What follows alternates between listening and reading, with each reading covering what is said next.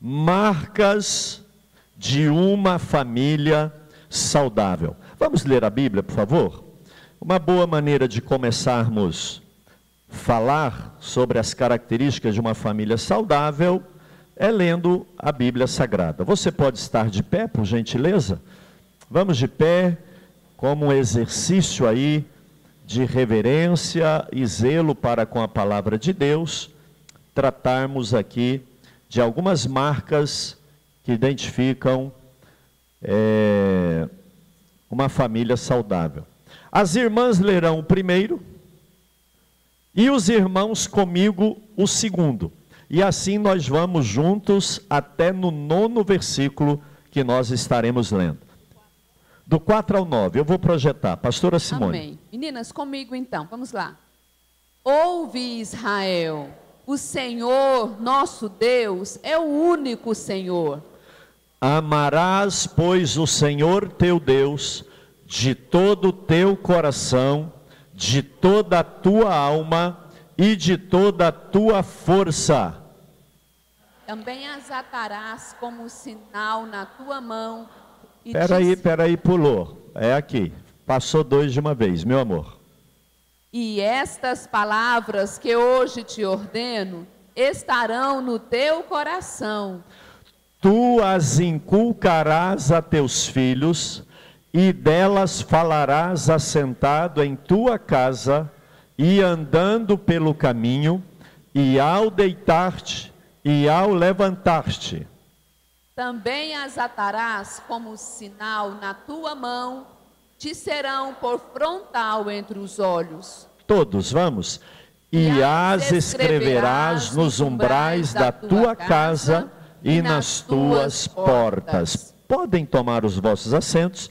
Nós vamos usar esse texto aqui, então, para falar sobre as marcas de uma família saudável. Meus amados, família saudável. Família saudável. Nós pegamos emprestado aqui um adjetivo para a família que diz respeito à saúde. Família saudável, não é? E para a gente conversar um pouquinho aqui, eu gostaria de perguntar para vocês: o que é saúde? O que é saúde?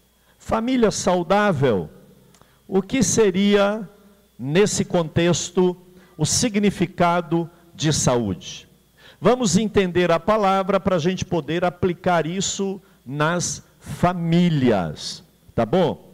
Se eu perguntasse para você, levasse o microfone até onde você está, e te perguntasse, o que é saúde? Ou, o que é uma pessoa que não tem saúde? Quais os problemas de uma pessoa que não tem saúde? Quais as vantagens de uma pessoa que tem saúde? O que é saúde? A Organização Mundial da Saúde, ela conceitua a saúde como um estado completo.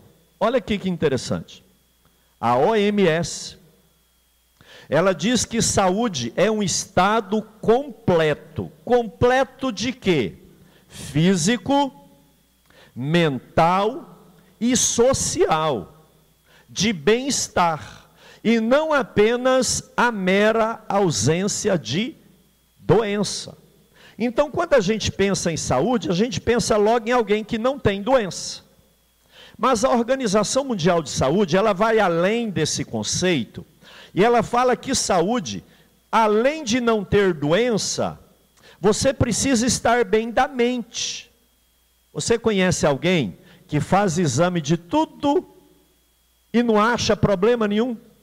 Não tem doença, mas a mente dele não é boa. Ou então, como diz aqui, existem pessoas que não dão conta de conviver socialmente. Existem pessoas que têm muita dificuldade em relacionar-se com as pessoas. São ótimos profissionais, produtivos, Mas quando diz interpessoal, gente, a pessoa fala, não, eu não quero, não vou, eu prefiro me isolar.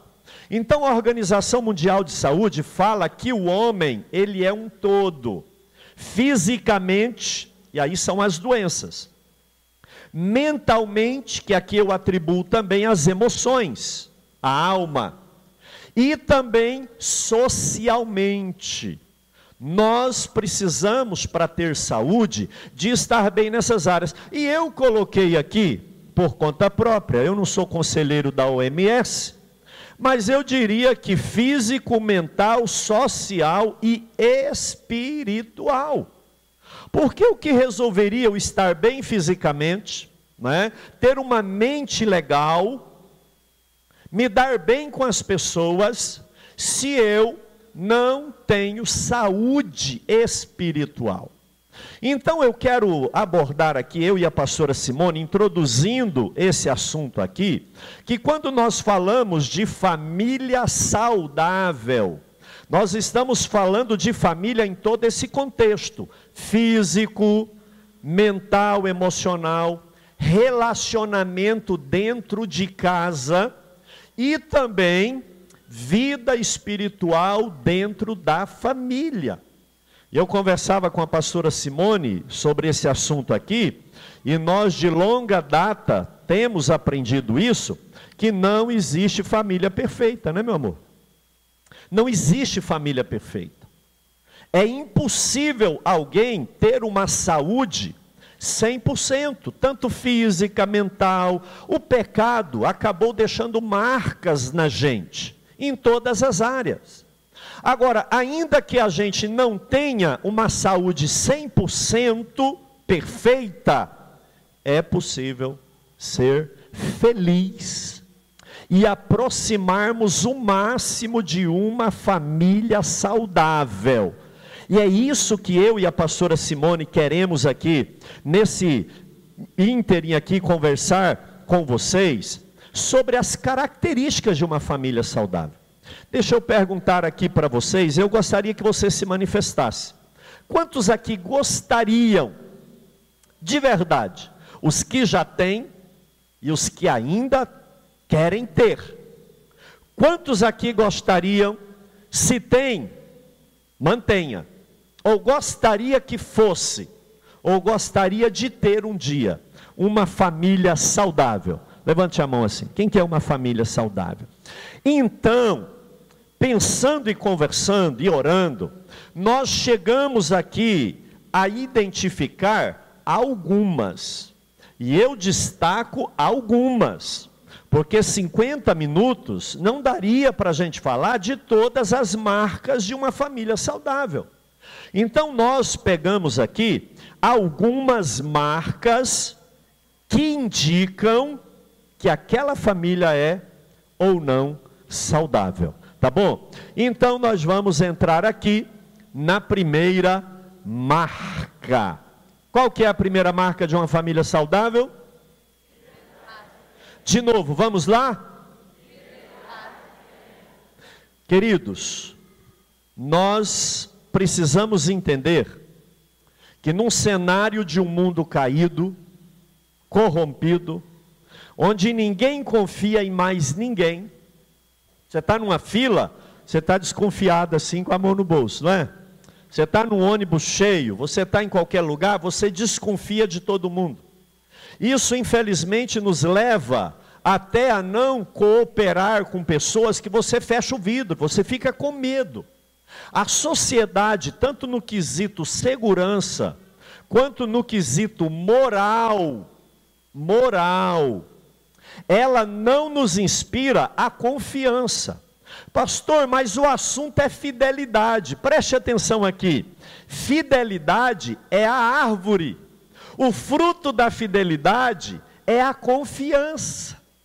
A crise de confiança que existe dentro da família, na verdade, é a causa. O efeito, é o efeito, a causa da crise de confiança é a falta de fidelidade. A fidelidade absoluta, a fidelidade em que o pai acredita na fidelidade dos filhos. Os filhos acreditam na fidelidade dos pais em relação a eles.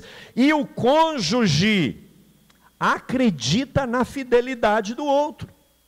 Ele confia. Nenhuma família é saudável onde não há confiança. E a confiança não se impõe, a confiança se conquista.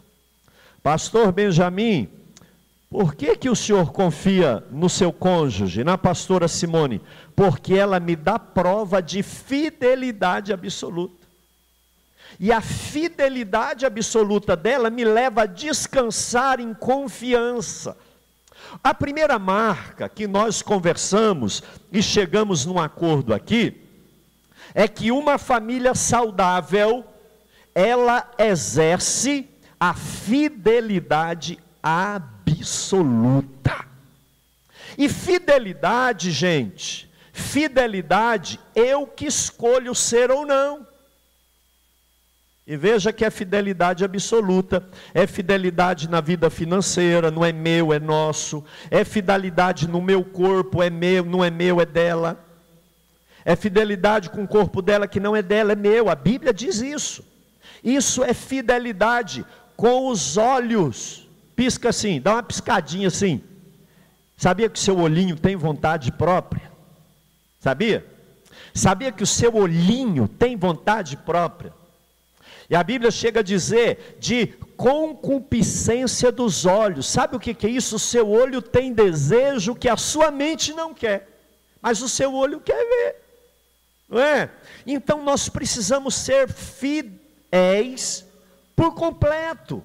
Fiéis quando eu estou perto e mais ainda quando eu estou longe.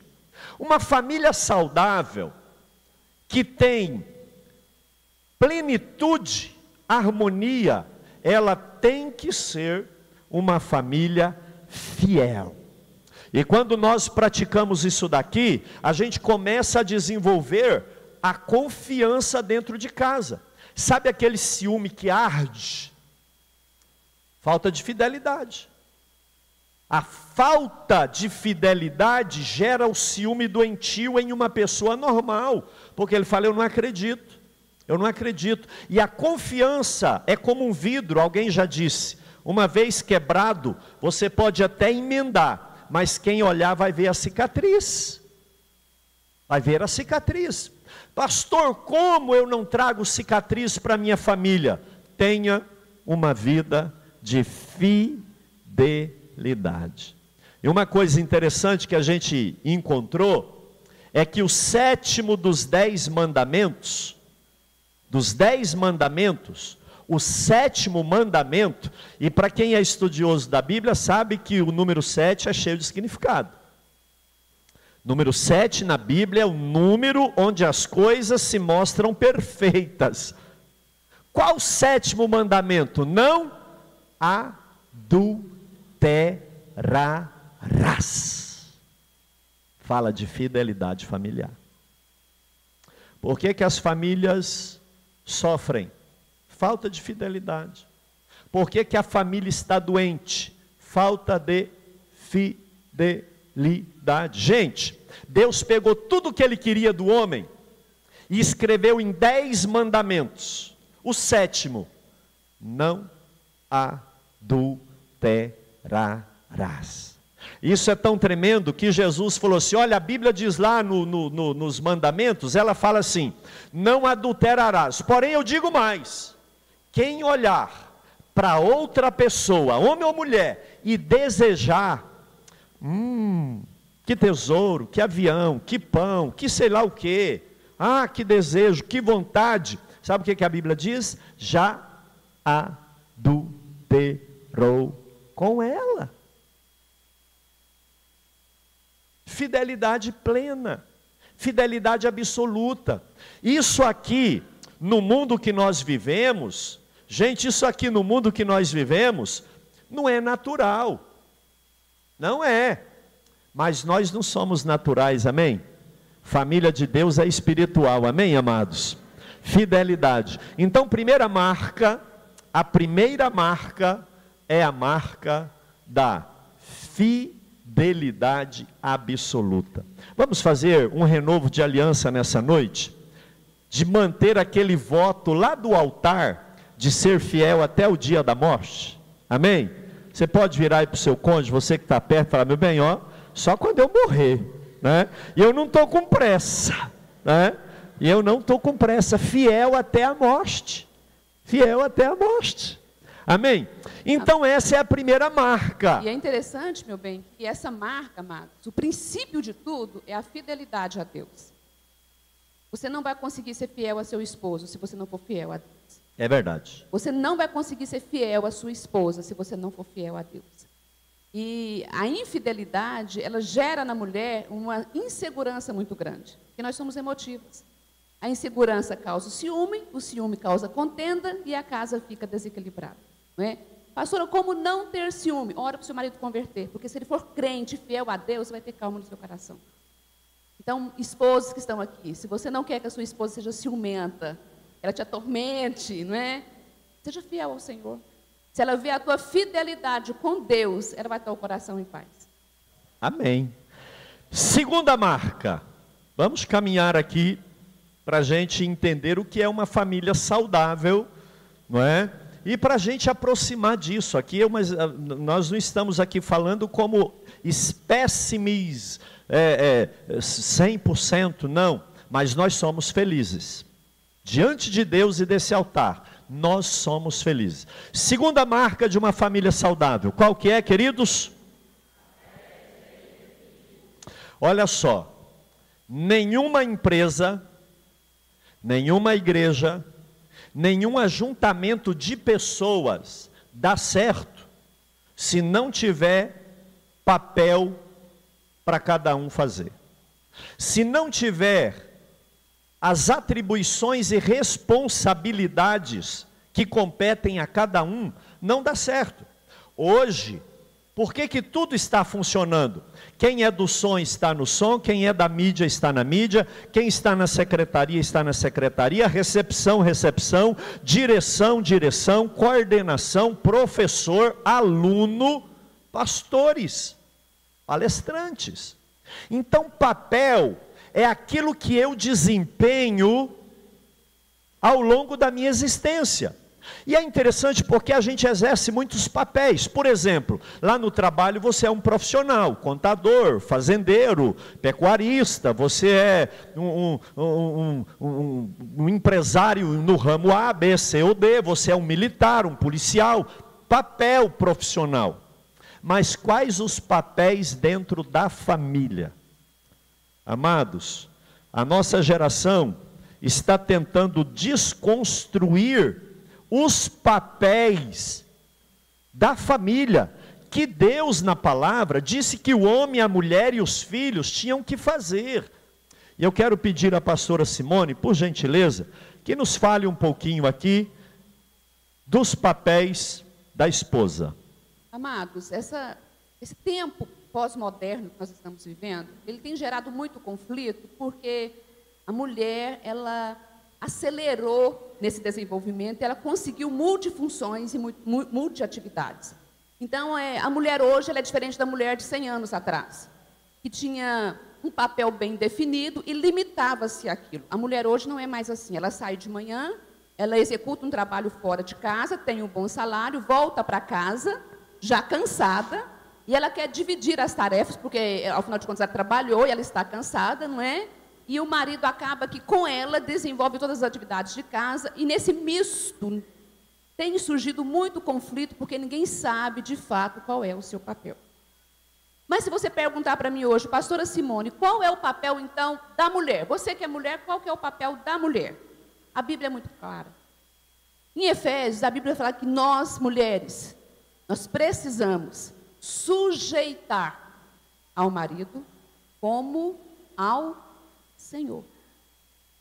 Quando a Bíblia revela que eu preciso sujeitar ao meu esposo como ao Senhor, eu tenho que cumprir o meu papel, ele sendo autoridade na minha vida, como o Senhor é. Então, se eu chego e quero passar na frente do meu marido, ou fazer as vezes dele, eu não estou sujeitando. E é interessante porque a palavra submissão ou sujeição, e a Bíblia fala de submissão, é estar sobre uma missão definida. E a missão definida para a mulher, quando Deus criou, ó mulher, seja companheira, adjuntora idônea. Ajuda o seu companheiro naquilo que ele precisar. Essa é nossa missão. A nossa missão, nós somos criadas para completar o companheiro e para ajudar o companheiro naquilo que ele precisar, reconhecendo que ele é autoridade na minha casa. Porque a Bíblia fala que eu preciso sujeitar a esse homem como eu sujeito ao Senhor. E Deus, o Senhor, Ele tem autoridade na minha vida. O conflito surge quando eu não entendo isso e falo assim, ah não, mas eu quero mandar o tanto que Ele manda. A Bíblia não ensina assim. Você quer ser feliz, quer viver em paz? Entende que você tem o seu papel definido na sua casa. De amar esse homem, respeitar esse homem, ouvir esse homem. Pastora, quando é que eu não posso ouvir esse homem? Quando as vontades dele fogem à palavra de Deus. Quando ele está impondo sobre você algo que foge à palavra de Deus. Porque primeiramente eu tenho que ouvir a voz do meu Senhor. O papel da mulher é cuidar dele. Né? Quando eu casei com o Benjamin, e os primeiros anos de casamento é muito difícil, né? Porque o Benjamin ele é muito tranquilo, eu também sou muito tranquila. E nós somos totalmente diferentes, né? Eu sou muito calada, ele também, mas eu tenho umas vontades totalmente... Eu gosto de viajar, né? E eu sou muito acelerada. Ele não, o Benjamin gosta de ler na rede, ficar em casa. E o primeiro ano de casamento foi um desafio para a gente, como é para todo mundo. Mas Deus é tão lindo, porque quando a gente refugia na palavra, Deus se revela na palavra. E eu entendi que o papel meu, para o meu casamento, era ajudar o Benjamin, ser um suporte para ele naquilo que ele precisava. Eu precisava completar esse homem. Para mim, ele já era perfeito, lindo, né? Mas o Senhor falou assim, olha, tem alguma coisa que você precisa completar nele.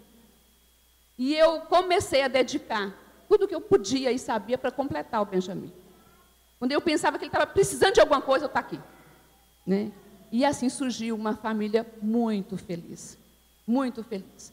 Nós nos tornamos cúmplices, companheiros, ele no papel dele, e eu cumprindo o meu papel, sujeitando a ele, nós crescemos juntos, não é? Eu tive como retorno um amor muito grande do meu marido, e tudo isso surgiu de você identificar o seu papel. As mulheres que estão aqui, não existe você cumprir um papel se você não começar pela submissão. A submissão é o princípio de tudo. Queridos, e se o papel da mulher é submeter-se à liderança, porque quando fala que o homem é o cabeça, é que ele é o líder.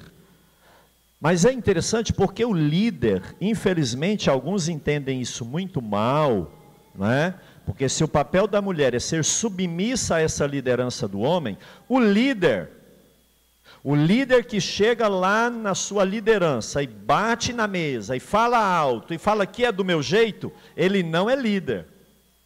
Não, ele é um mandatário, ele é um tirano, ele é um ditador. E tem muita gente que quer, ninguém lidera desse jeito, você faz guerra desse jeito. O líder, ele consulta, o líder, ele pacifica, o líder, ele harmoniza, o líder puxa a responsabilidade para si. E uma coisa interessante, o líder vai na frente. Esse é o papel do líder.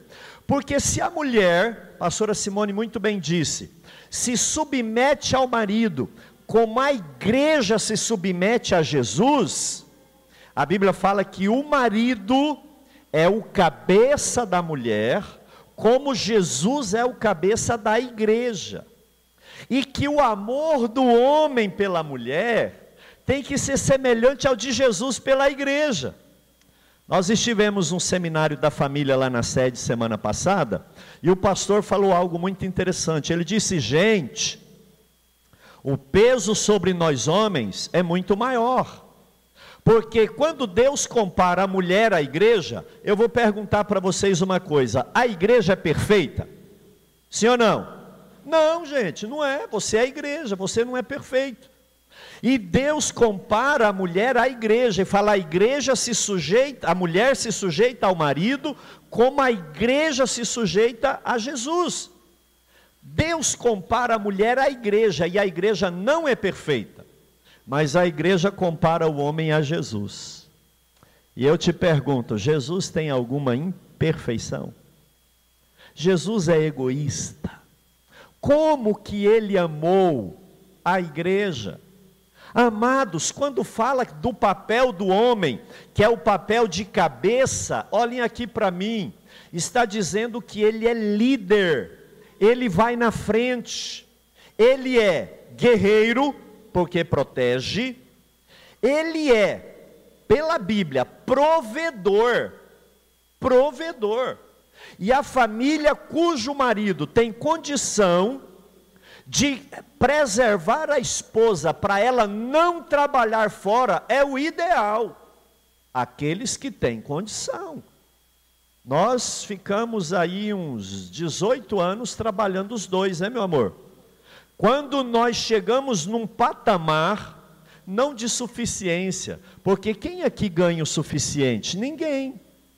A pastora Simone, que era concursada no estado, com 2 pós-graduações, professora na educação, tendo uma boa remuneração, um excelente reconhecimento como professora do estado, concursada, nós sentamos e entramos no acordo: meu amor, fique em casa, cuide de mim primeiro, cuida de mim, depois dos meninos, e deixa o resto comigo. Ela titubeou, porque se preparou desde solteira, fazendo 2º grau, faculdade, uma especialização, 2 especializações, e de repente ela foi lá e assinou exoneração. Exoneração. Por quê?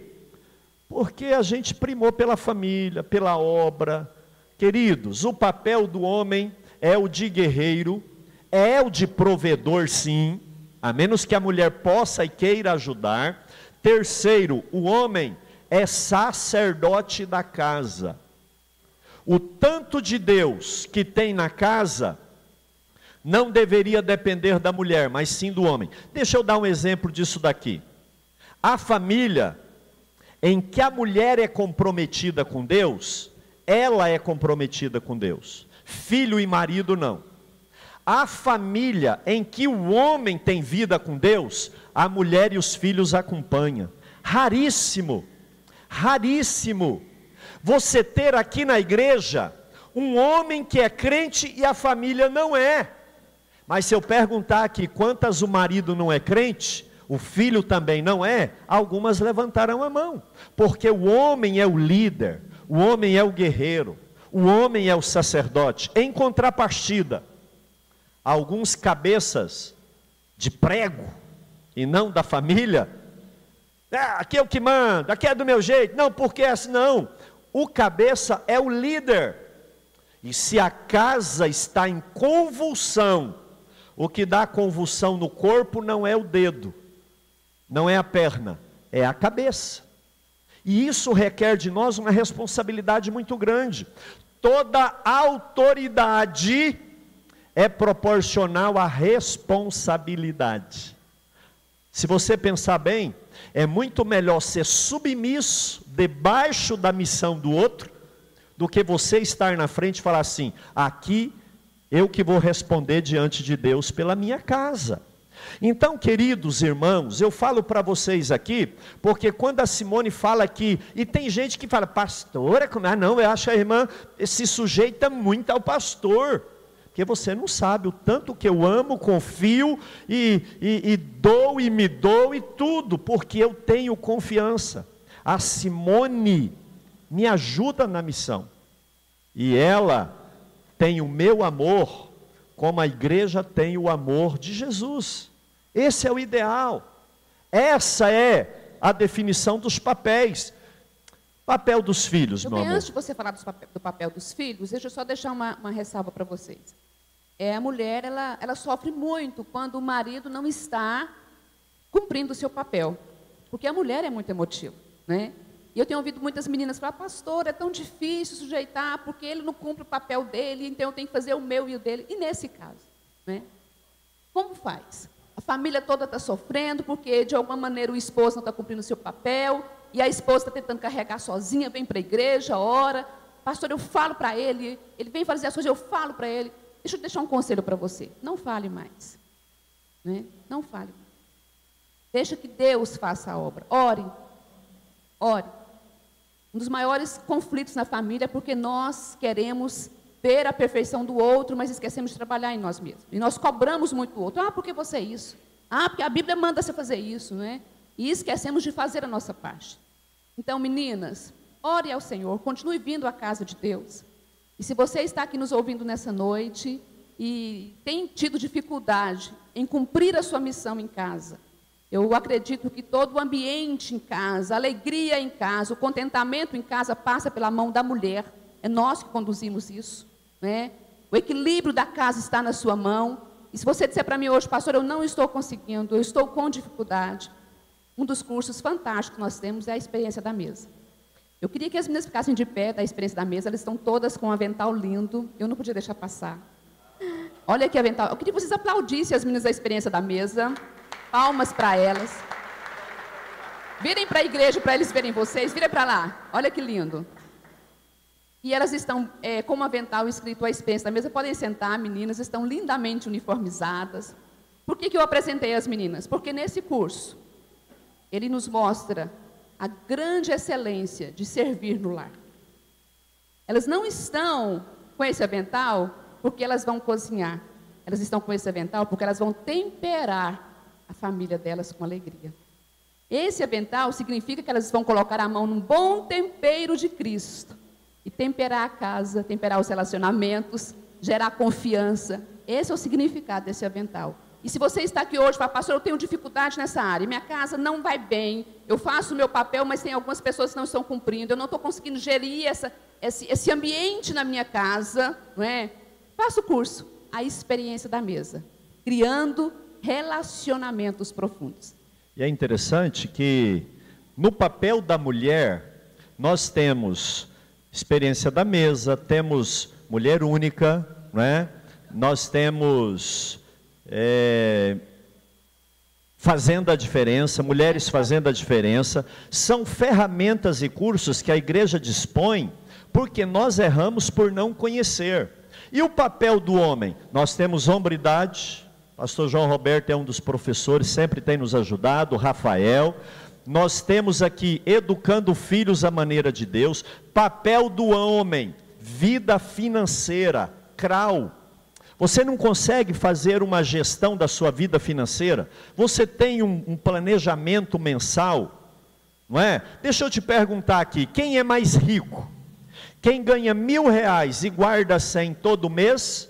Ou quem ganha 5.000 e fica devendo 500 todo mês? Quem é mais rico? Quem guarda 100. Porque riqueza não é o tanto que você ganha, riqueza é o tanto que você guarda. E o curso vai te ensinar que quem pega emprestado se torna escravo de quem empresta, e não tem bênção em quem vive tomando dinheiro emprestado. Então a igreja dispõe isso daqui para a gente exercer e ser uma família saudável. Terceiro papel dentro de uma família saudável é o papel dos filhos, né, meu amor? E a Bíblia é muito clara em relação ao papel dos filhos, e nós às vezes como pais temos falhado. A Bíblia, quando fala do papel do filho específico, fala, vós filhos, obedecei e honrai os vossos pais. A obediência, ela não tem meio termo. Mas nós estamos criando os nossos filhos, e nós como filhos, nós queremos obedecer até onde é conveniente para a gente. E a Bíblia fala que não.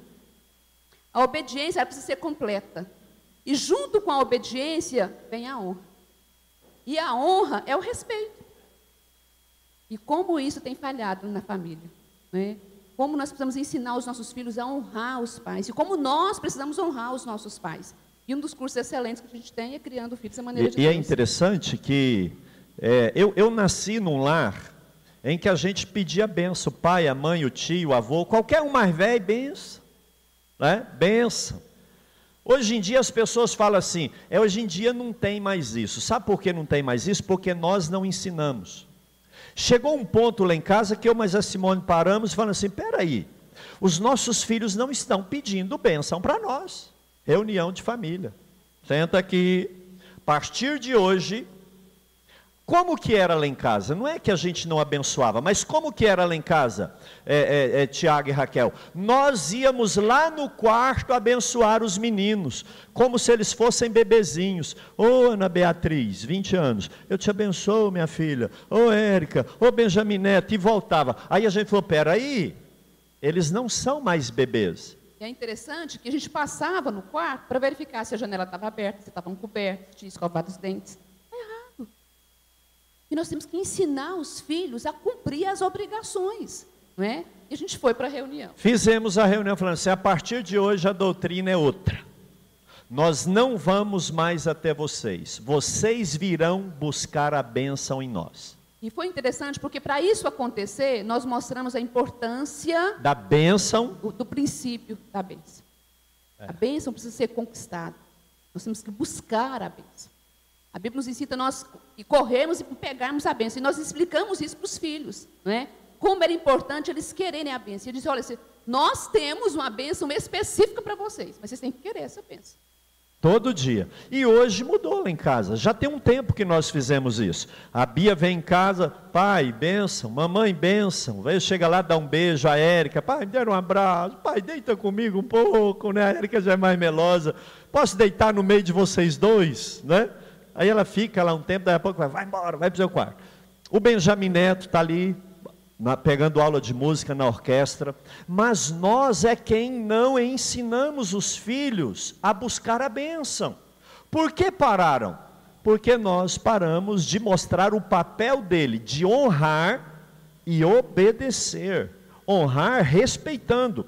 Amados, filho não honra pai e mãe dando presente, filho honra pai e mãe obedecendo pai e mãe. Aí está a honra, não é, meu amor? E a obediência começa de pequenininho, não é?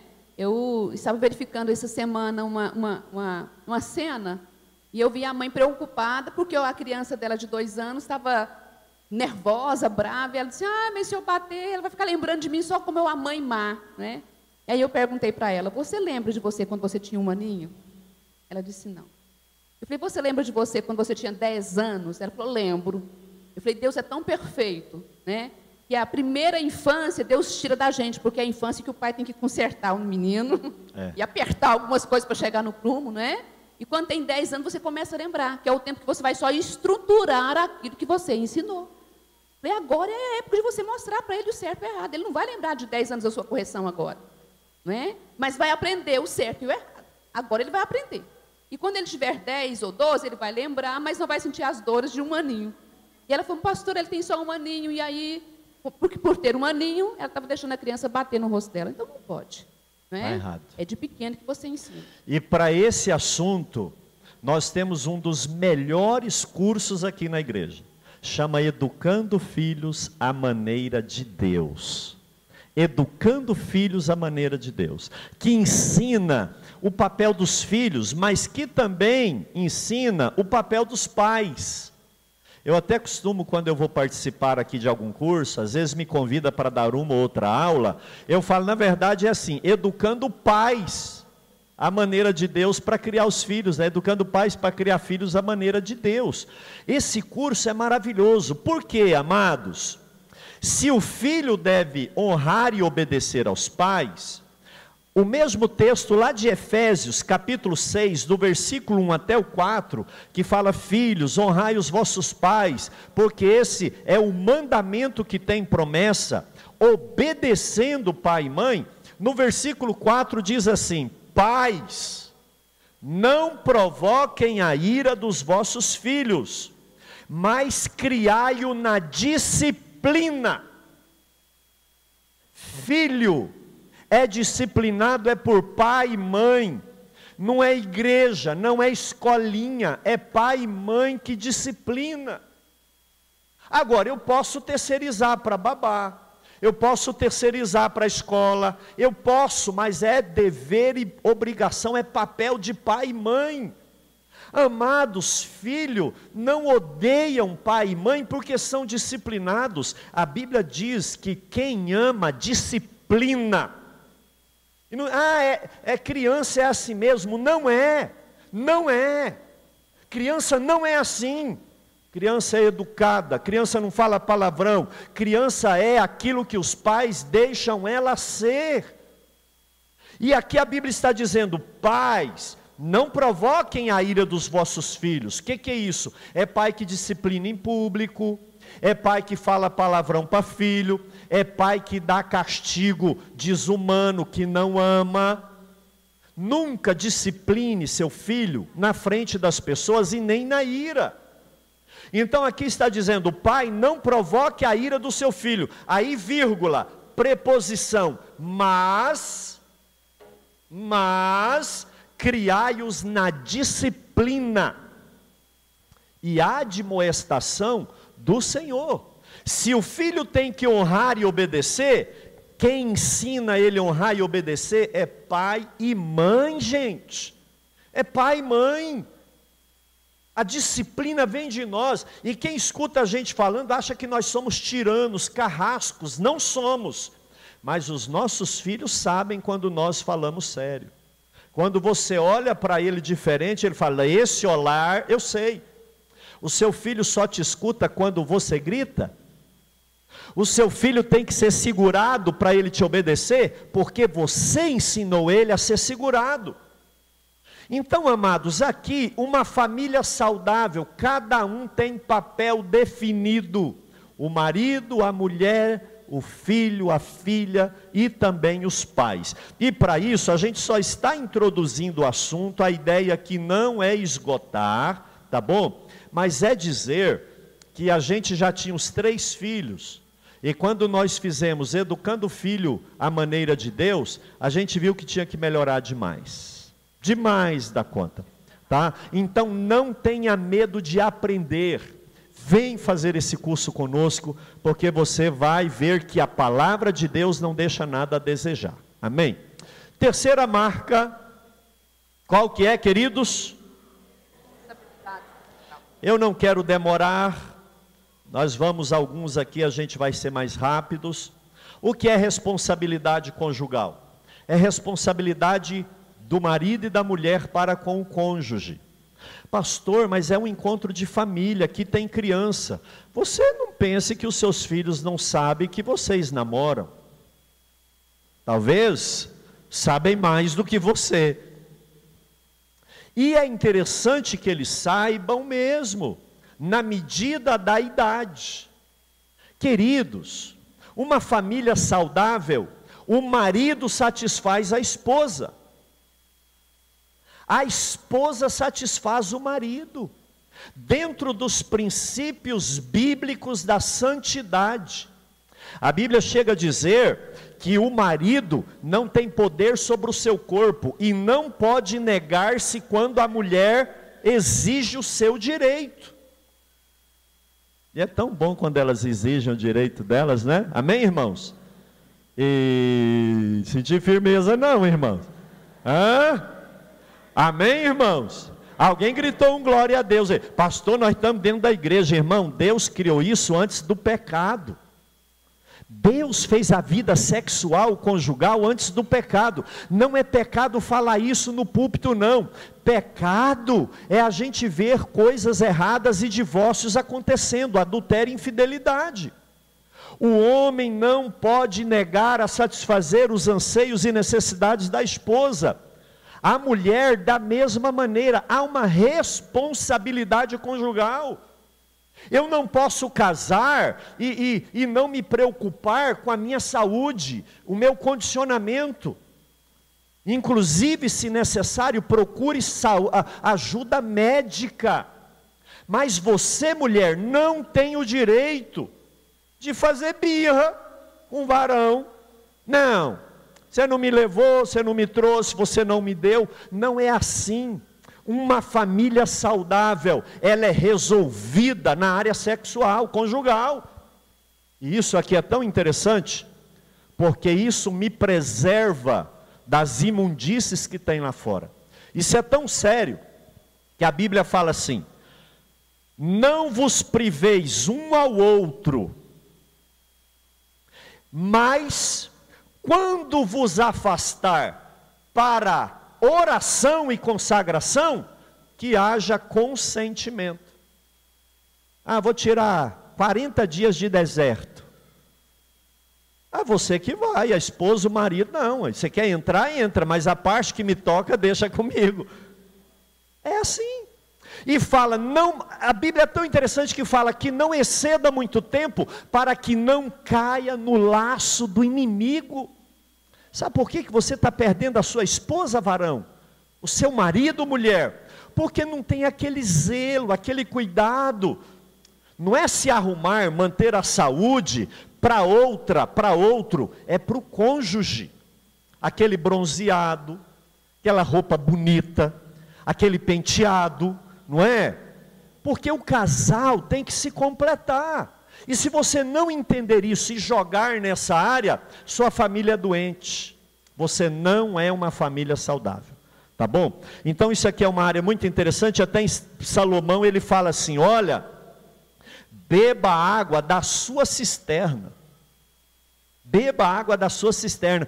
Uai, pastor, Salomão está mandando eu fazer não é poço artesiano não, é cisterna.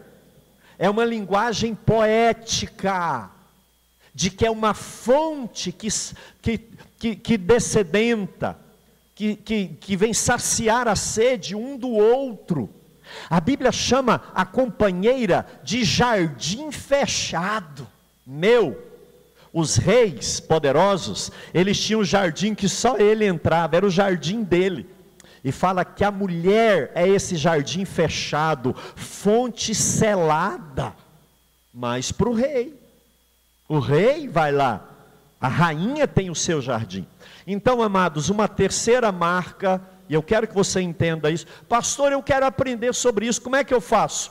MMI, Casados para Sempre. Nós temos um curso para casais, que é um curso que fala da vida conjugal, tá bom? O que é que a Bíblia fala sobre isso? Quarta marca, o que é, queridos? De novo, vamos, 1, 2, 3. A comunicação, ela pode ser verbal e não verbal. Eu posso fazer sinais que vocês vão entender, né? Para cima, para baixo, sinais. Inclusive, olha aqui, ó, fisionomia. Às vezes, eu digo algo bom. Eu já falei que te amo. O conteúdo é bom, a forma não. A comunicação, ela tem tanto a mensagem como a maneira. Não, mas você é cretina, hein, meu amor? Viu? Bonito. Você viu que a comunicação, ela é complexa, não é? Você está maravilhosa, hein? Ou então você não precisa, o casal tem muito disso, né? O casal se comunica assim, uma encostadinha de unha já é um mistério. Um olhado, aquele negócio de levantar um olho, manter o outro mais ou menos, sei lá, mexer a orelha, cada um tem uma comunicação. Aleluia, pastor, termina logo essa palestra que minha esposa olhou para mim.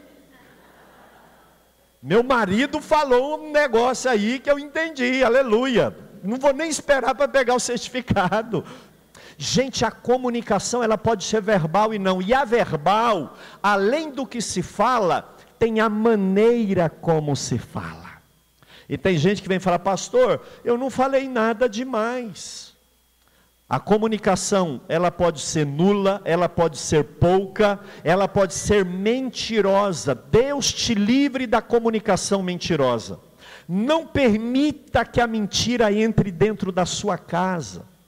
A palavra de Deus diz assim: não mintais uns aos outros, porque já vos despistes do velho homem, Diga assim: mentir é para quem ainda não conheceu Jesus. Não conheceu Jesus. Agora, eu vou faltar com a verdade para a família, para a esposa, para os filhos. Quarta marca de uma família saudável: uma boa comunicação. E é interessante, meu bem, que a comunicação não verbal, a mulher ela é pós-doutorada nisso. Como Deus é lindo, né? Ele deu para a mulher a capacidade de ver além. Sensitiva, né? Então, às vezes o homem chega em casa, ela já corre o olho de cima e embaixo, ela já sabe de tudo, não é? Ela olha a roupa dele, ela já sabe onde ele passou, a fisionomia dele, o sapato dele. Mas essa terra vermelha, de onde que ele foi? A mulher é assim, está na nossa natureza. E nós precisamos vigiar demais com isso. Porque às vezes, por sabermos demais e estarmos além, nós não esperamos, né? E o jeito que falamos gera nele, que acabou de chegar em casa, um nervosismo, um mal-estar, não é? Foi aonde? É como eu falei. Demorou por quê? Ou então nem falo nada, só dou aquela olhada assim, estou entendendo, né? E isso para a mulher, nós precisamos vigiar demais, né? E até como nós nos comportamos. Porque nós temos muita facilidade para fazer a leitura, mas também para expressar. Às vezes o esposo quer conversar e a gente fica, ou então não fala nada, ou então cruza os braços, né? E como o corpo da gente fala, né? Como o corpo expressa, né? E nós precisamos vigiar demais para isso. Porque, de repente, o esposo chega, está com um problema, quer conversar, mas a gente já se fecha e não dá abertura. Ou o contrário, né? Ou o contrário. O que é mais comum, né? Que é mais comum. Não é? Né? A esposa precisa falar, e a gente precisa falar mesmo, né? Tem muita gente, tem mulher que não gosta que fala, que mulher fala muito. Mulher fala muito mesmo, a gente fala coisa boa. Nós falamos coisas boas. A mulher de Deus fala coisa boa, né? E às vezes o esposo chega, nós temos aquela necessidade de falar, porque ficamos o dia todo sozinha, ou temos alguma coisa para contar, né? Nós vamos esperar contar 1, 2, 3. Eu tive muitos problemas com o meu casamento nessa área, até eu entender a hora de falar. Porque o Benjamin tinha uma carga muito pesada fora de casa, e eu tinha uma outra. Quando ele chegava, eu já começava. Eu falo muito rápido, né? Pensa. E até eu entender que ele precisava respirar, né? Desarmar, tomar um cafezinho. E a gente começar um assunto lá por trás, para eu chegar onde eu queria, demorou, não é? Mas quando aconteceu, pensa numa família feliz. Então, meninas, atentas como vocês são, busque sabedoria para se expressar, mas para entender o outro também naquilo que ele tem se expressado. E é interessante, meu amor, porque se as mulheres são sensíveis, nós homens tendemos a ser muito lógicos, monossilábicos, às vezes até rudes demais na comunicação, não é? Então, fale mais que ama, né? Mas eu já falei, aliás, eu não sou de falar, eu sou de fazer. Fale, né? Você não vai falar para se agradar, é para agradar a esposa. E não seja violento na sua palavra, né? Não seja agressivo. E é interessante que a gente ouve muito isso, o homem fala assim, mas o meu estilo não é de falar que ama. Ela sabe, por mais que ela saiba, ela precisa ouvir. Se você quer ter uma família feliz, atenda às necessidades da sua esposa. Ah, pastora, mas é o meu jeitão. Eu não sou de falar que eu amo. E ela? Se ela precisa ouvir, eu acredito que ela precise, então você tem que mudar. Senão você não vai ter uma família feliz. Deixe de ter razão e comece a ser feliz. Né? É verdade. Porque as pessoas sofrem porque falam, não, é meu jeito, eu não gosto de estar presente, eu não gosto de falar nada, ela me conhece, quando eu casei ela já sabia. Descubra o universo da sua esposa. A Bíblia fala que você como cabeça, você é o gestor da sua família. Descubra as necessidades dela, né? E a faça feliz, é um princípio de tudo. Uma boa comunicação. Então tire tempo para conversar em família. Você tem ouvido o seu filho? Você já a sua filha chegou da aula, você foi lá no quarto para saber como que foi o dia. Eu acho interessante que essa leitura da não verbal, a Simone é top. Às vezes um filho chega, a Simone fala assim, não está bem. A fulana não está bem. Aí eu olho e falo assim, então não vem nada. Como assim? Está tão bem, boazinha, né? Daí a pouco eu ou ela vamos lá, e a gente conversa, daqui a pouco, problema, na van, na faculdade, na escola. Papai, às vezes eu sinto assim. Você já ouviu o seu filho confidenciar com você? Você já se colocou como confidente do seu filho? Ou quando precisar, ela vai falar com a coleguinha lá da escola, do colégio. Mãe, ouça, leia sua filha, seu filho, pai, dá colo para o seu filho, escute ele. É quando você está ali informal, batendo papo, que você vai conhecê-lo e vai ouvir as feridas da alma do seu filho. Comunicação é marca de toda a família saudável. Tá bom? Vamos caminhar aqui. E um detalhe aqui interessante. Onde foi a falha do rei Davi? Davi não tinha tempo para conversar com os filhos. Os filhos faziam tudo errado e o rei, melhor rei de Israel, o pior pai da Bíblia, eu trocaria o título. Eu prefiro ser Noé, que entrou na arca com a família, do que Davi, que conquistou terras, um filho matou o outro, um irmão fez sexo com a irmã, porque o pai não dialogava com os filhos. Quinta e última marca. Só voltando um pouquinho, sim, amor. Nosso tempo está avançado, mas uma das estratégias do diabo para esse tempo e para essa geração é não ter tempo. É não ter tempo e abrir porta para os filhos nossos descobrir como fugas algumas coisas. Rede social, a criança fica muito na rede social, talvez seja uma fuga. Muito no quarto fechado. Ou então começa a ler muitos livros em série, um atrás do outro, não é? Porque ninguém tem tempo, ele mergulha naquilo e o pai não quer saber o que está acontecendo. Ou então uma fuga para a casa do colega, é muito perigoso. Qualquer mudança no seu filho, descubra o que está acontecendo. Seja amigo do seu filho. E eu vou te dar um conselho. Nunca pergunte o que está acontecendo. Ele não vai te dizer. Não, descubra. Desça no nível que ele está. Entre, mergulhe no mundo dele. Comece a sentir a dor dele, até ele se abrir com você. Quinta e última marca, para a gente encerrar e poder aqui entregar os certificados de vocês e louvar a Deus pela vitória de vocês. Qual que é a quinta marca? Todos juntos, 1, 2, 3. Pastor, o que é identidade familiar? Isso aqui eu tirei do curso Educando Filhos, é uma das ideias que o curso tem, é maravilhoso, só para você ter uma ideia. Qual a identidade da sua família? Pastor, a gente assina Assunção. Não, não é essa a identidade que eu estou falando. Pastor, o DNA, não é essa a identidade. É a identidade moral.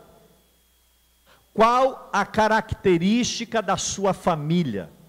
O que identifica a sua família? Sua família é o quê? Antigamente, as famílias tinham um brasão. Toda família importante tinha uma marca, uma identidade.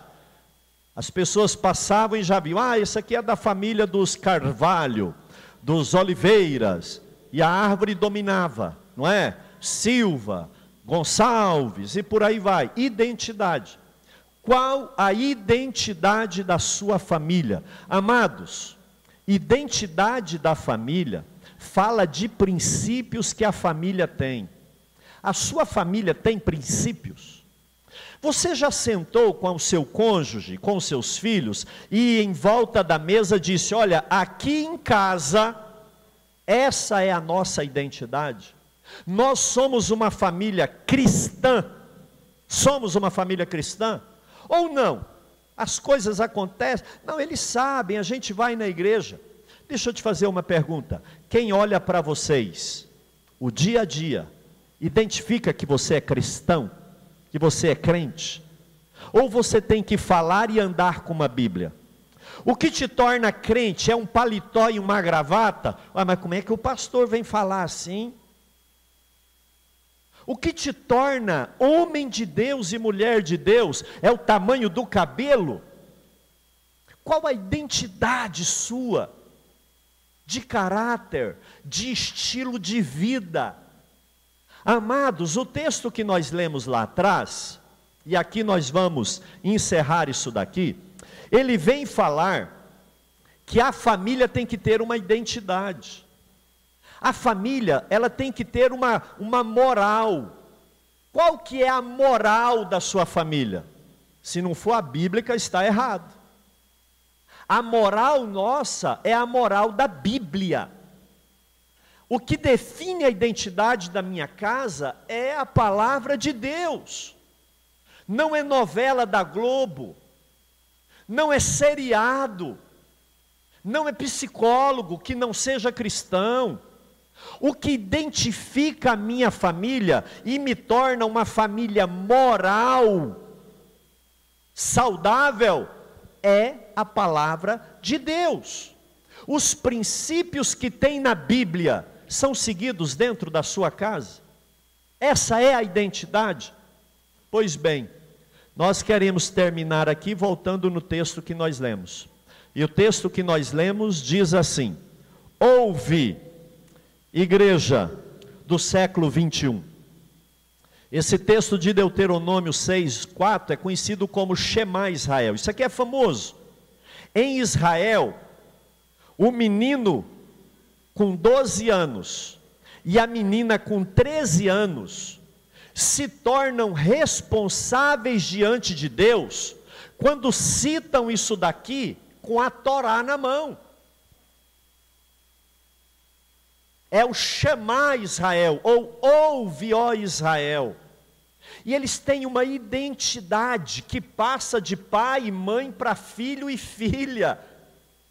É algo que mostra que a família tem uma identidade. E olha só o que diz aqui, amados. Ouve, Israel, eu vou colocar povo de Deus, tá bom? Ouve, povo de Deus, o Senhor nosso Deus é único. Deus é único Senhor da sua vida? Ou o prazer é Senhor? Ou o dinheiro é Senhor? Muitos de nós não temos uma família saudável porque Deus não é o único Senhor na nossa casa, gente. Deus não é o único Senhor. O Big Brother entra lá em casa. Deus não é Senhor dessa casa? Não pode ser. Então está dizendo o povo de Deus, o Senhor nosso Deus é o único Senhor. Fato consumado. Deus é o único Senhor na sua vida, amém? Diga amém. Amém, Ele é o único Senhor. Aí vem o mandamento: amarás, pois, o Senhor teu Deus de todo o teu coração, de toda a tua alma e de toda a tua força. Se Deus é único, então ame. Você sabe que Deus é único? Então ame Deus com tudo que você é e tem. Olha aqui, ame a Deus com tudo que você é e com tudo que você tem. Diga assim: eu devo amar a Deus com tudo que eu sou e com tudo que eu tenho. Ele é único, então eu vou amar de toda a força, de toda a alma e de todo entendimento. Agora, estas palavras estarão na minha boca, sim ou não? Essa palavra estarão onde? Onde? Gente, não é da boca para fora. O problema é que nós falamos para os nossos filhos, mas essa verdade não está aqui dentro, ó. Nós não vivemos dentro de casa a verdade que nós pregamos na igreja. Isso aqui eu estou falando porque é uma luta para a gente viver isso daqui. Nós somos religiosos, parecidos com os fariseus. A gente põe a nossa roupa de igreja e desfilamos de evangélicos. Mas Deus está dizendo: ouve, povo de Deus. O Senhor nosso Deus é o único Senhor. Então ame Ele com tudo que você é e tem. E esta palavra estará no teu coração. A palavra de Deus está no seu coração? A palavra de Deus está no seu coração? Davi diz assim: eu escondi a tua palavra no meu coração para não pecar. E ainda pisou na bola, hein? Pensa se não escondesse.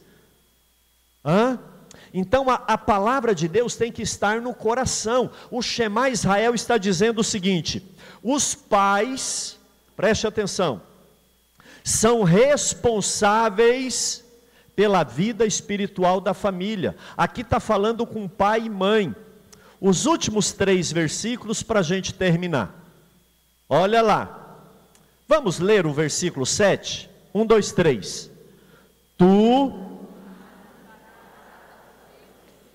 e delas falarás assentado em tua casa, andando pelo caminho, ao deitar-te e ao levantar-te. Agora que essa palavra está aqui dentro, amém? Amém? Os irmãos entenderam isso? Agora que eu amo a Deus e a palavra está aqui dentro, eu vou colocar na cuca dos meus filhos. Eu vou inculcar. É interessante esse verbo, né? Inculcar. Colocar na cuca, na cabeça dos meus filhos. Eu vou colocar aquilo que está aqui dentro, gente. Primeiro, eu não coloco no filho. Primeiro eu coloco no meu coração, amém? Amém ou não? Primeiro eu ponho a verdade de Deus no meu coração, depois eu coloco na cabeça do meu filho. Pastor, como que eu vou colocar na cabeça do meu filho? Falando, falarás. Você tem falado a Bíblia para os seus filhos? Mamãe, você já contou a história da Bíblia para os seus filhos? O que o seu filho sabe de Deus, ele aprendeu na igreja ou com você, papai? É em casa. Falarás em casa. Deixa eu dizer aqui, amados, olhem para mim, nós pregadores. Quanto tempo nós gastamos para elaborar um sermão para pregar no templo? E quanto tempo nós gastamos para preparar uma palavra para falar dentro de casa? Falarás na tua casa. Não é na casa do vizinho, não é para o amigo, é para a família, gente. Então eu inculco na cabeça dos meus filhos, falando essa palavra na minha casa, andando. Está viajando de carro com seus filhos? Fale a palavra de Deus, ao deitar e ao levantar. Deixa eu te perguntar aqui, você tem colocado a palavra de Deus na rotina da sua família, no dia a dia? Deus faz parte? Deixa eu te perguntar, tem culto doméstico na sua casa? Vocês cultuam a Deus em família? Quando você viaja de férias para ficar uma semana, não vou dizer que você tem que ir numa igreja, mas lá naquele apartamento do hotel, do resort, você tira tempo para ler um salmo e orar com a família? E agradecer pelo passeio? Você ora antes de uma viagem? Você dá graças a Deus antes de comer uma refeição em casa? Gente, uma família saudável é aquela que adora a Deus dentro de casa, amém, amados? A identidade nossa é feita dentro de casa e não dentro da igreja. Tu inculcarás falando, mas tu inculcarás como sinal na mão. Preste atenção aqui, nós já estamos terminando. Escute, eu ponho no meu coração, eu falo o tempo todo de Deus para os meus filhos, e às vezes as meninas até brincam lá em casa, e lá vem, porque lá em Salmos, porque na Bíblia, o nosso referencial é Bíblia lá em casa, o referencial é Bíblia, não é? Agora, além de falar, gente, vamos entender isso daqui, tu colocarás como sinal na mão. O que é isso? O que é sinal na mão? O que você fizer, as obras, a sua empresa, tem que estar de acordo com a palavra de Deus. O seu filho te ouve menos do que te copia. O seu filho, o meu filho, o nosso filho, ele mais nos imita do que nos obedece verbalmente. Então, quando fala que vai amarrar a palavra de Deus na mão, está dizendo, as suas obras devem estar de acordo com a palavra que está no seu coração e que você fala. Mas não para por aí. Elas devem estar como frontal entre os olhos. Olho fala de quê? Visão. Visão fala de projeto, de sonho, A palavra de Deus faz parte dos seus sonhos? A palavra de Deus faz parte dos seus projetos? E por fim, aqui no último versículo 9, fala assim: escreverás. Para que a gente escreve? Para não esquecer. Isso que foi falado, põe no coração, fala, pratique e projete.